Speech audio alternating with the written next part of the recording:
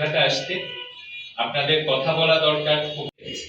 তাহলে সেই জায়গাটাতে একটা উদ্যোগ বা শুরু হলো, আমি সেখানে অর্থ দিব, রসদ দিব।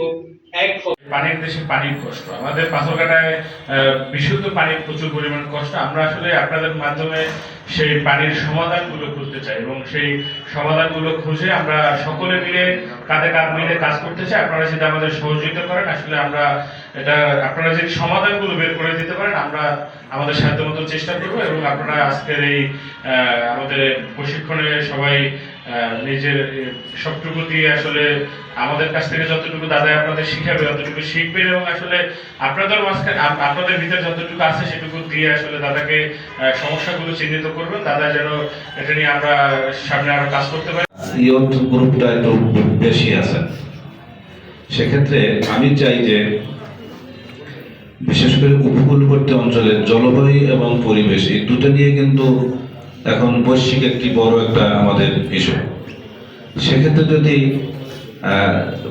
ধ্রুবতা ইয়ুথ ডেভেলপমেন্ট ফাউন্ডেশন কর্তৃক জলবায়ু এবং পরিবেশ এটি নিয়ে ফেলোশিপের কোনো আয়োজন করা যায়, তো আমাদেরকে চিন্তা করে দেখা দরকার যে পাথরঘাটার যখন আমরা উন্নয়নের কথা বলি, পাথরঘাটার চ্যালেঞ্জটা এত প্রবল, সেখানে আমাদের আসলে আমরা কি শুধুমাত্র সংগঠনই করব নাকি আমরা সবাই সম্মিলিতভাবে রাস্তা খুঁজব।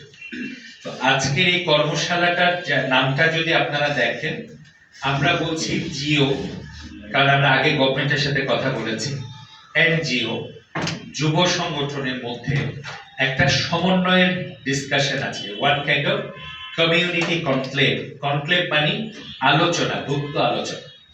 গুপ্ত আলোচনা কেন বলছি? এই আলোচনাটা আমরা পাবলিকলি মাস মানুষের সাথে করি নাই, আগে আমরা ফোকাস গ্রুপ করছি, নিজেদের মধ্যে করছি। কেন করছি?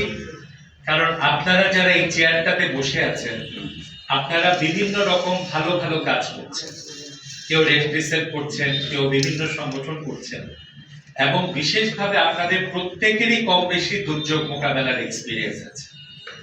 এই যে অভিজ্ঞতাগুলো আমাদের একটা এনজিও সেক্টরের একটা বাজে দিক হচ্ছে যে আমরা উপর থেকে সলিউশনটা চাপাই, ফলে সেই সলিউশনটা লোকাল এলাকাতে আসলে ফিট করে না।